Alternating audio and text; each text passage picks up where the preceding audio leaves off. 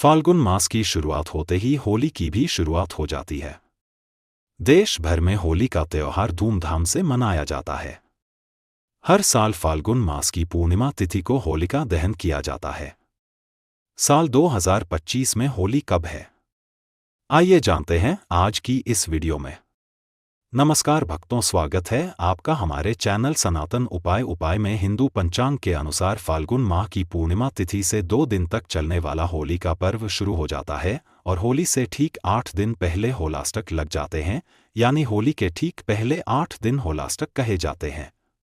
इन दिनों में कोई भी शुभ काम नहीं किए जाते हैं, यानी कि जितने भी मांगलिक कार्य हैं, इन सभी कार्यों पर इन 8 दिनों के लिए ब्रेक लग जाता है। और आपको बता दें कि होलाष्टक पर ग्रह बहुत उग्र अवस्था में होते हैं। अष्टमी तिथि को चंद्रमा, नवमी को सूर्य, दशमी तिथि पर शनि, एकादशी पर शुक्ल, द्वादशी पर गुरु, त्रयोदशी तिथि के दिन बुध, चतुर्दशी तिथि के दिन मंगल और पूर्णिमा तिथि के दिन राहु बहुत ही उग्र स्थिति में रहते हैं। इसलिए इन दिनों भगवान के नाम का जप करना चाहिए। जितना हो सके पूजा पाठ और दान करना चाहिए। ग्रहों की शांति के लिए उपाय किए जा सकते हैं, और अगर ज्योतिष विद्वानों की माने तो होलाष्टक के दौरान शुभ और मांगलिक कार्य करने से जीवन भर बाधा आती है। शुभ या मांगलिक कार्य इन 8 दिनों में नहीं करना चाहिए, क्योंकि इन दिनों नेगेटिव एनर्जी बहुत अधिक हावी होती है और इन दिनों शादी, विवाह, सगाई, कर्ण छेदन या गृह प्रवेश आदि काम भी नहीं करना चाहिए। ऐसी भी मान्यता है कि इन 8 दिनों में भगवान विष्णु के हो जाए के भक्त प्रहलाद को हिरण्यकश्यप ने बहुत सारी यातनाएं दी थीं, जिसकी वजह से इन 8 दिनों को बहुत कष्टकारी माना जाता है। और इस बार होलिका दहन यानी फाल्गुन पूर्णिमा के दिन ही साल का पहला चंद्र ग्रहण भी लगने वाला है, और यह चंद्र ग्रहण पूर्ण चंद्र ग्रहण होगा। ऐसे में यह ग्रहण हमारे देश में दिखाई देगा या नहीं दिखाई देगा, और होलिका दहन पर इस ग्रहण का क्या प्रभाव रहेगा, यह भी आज के इस वीडियो में आप जानेंगे। उससे पहले भक्तों, आपने अभी तक वीडियो को लाइक नहीं किया तो एक लाइक कर दे और कमेंट बॉक्स में जय सीताराम, जय हनुमान, जय बागेश्वर धाम सरकार अवश्य लिखें।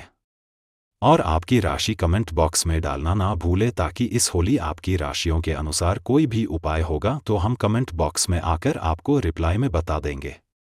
इस बार फाल्गुन मास के शुक्ल पक्ष की अष्टमी तिथि प्रारंभ होगी 6 मार्च गुरुवार को सुबह 10:11 से, और उदया तिथि के अनुसार 7 मार्च दिन शुक्रवार को अष्टमी तिथि मनाई जाएगी।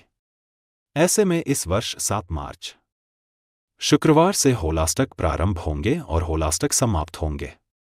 13 मार्च दिन गुरुवार को फाल्गुन पूर्णिमा तिथि प्रारंभ होगी। 13 मार्च गुरुवार को सुबह 10:36 से और पूर्णिमा तिथि समाप्त होगी। 14 मार्च शुक्रवार को दोपहर 12:23 पर, क्योंकि 13 मार्च गुरुवार को सुबह से लेकर रात भर पूर्णिमा तिथि विद्यमान रहती है, और चंद्रोदय का समय भी 13 मार्च गुरुवार को ही समाप्त होगा।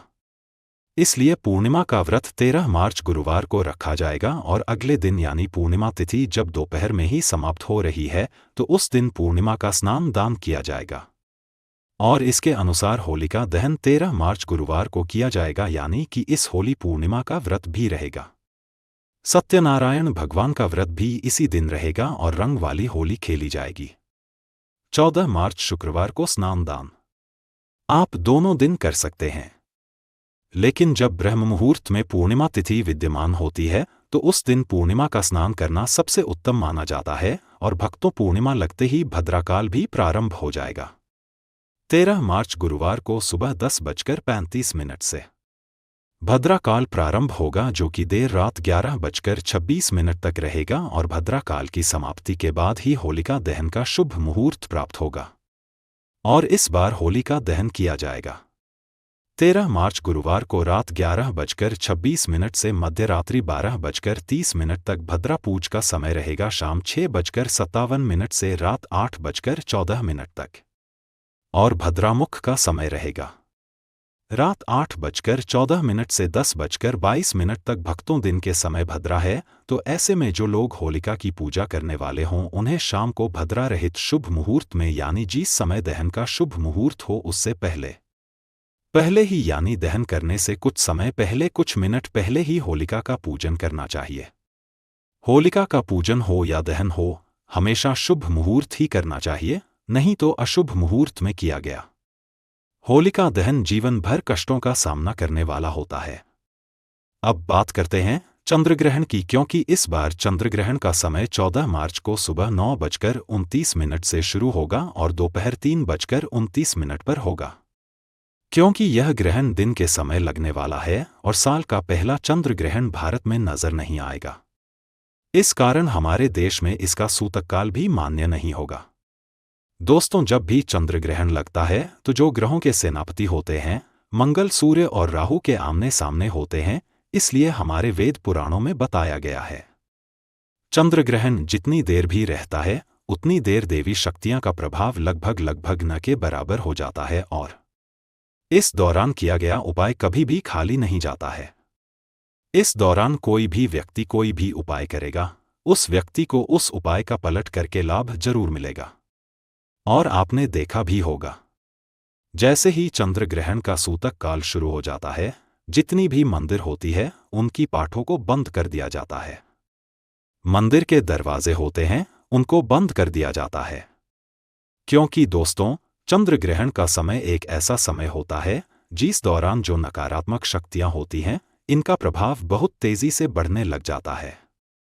इसलिए पूरी दुनिया के जो तांत्रिक होते हैं वो चंद्र ग्रहण वाले दिन का इंतजार बेसब्री से करते हैं, क्योंकि इस दौरान आप कोई भी उपाय करेंगे उस उपाय का आपको पलट करके लाभ जरूर मिलेगा।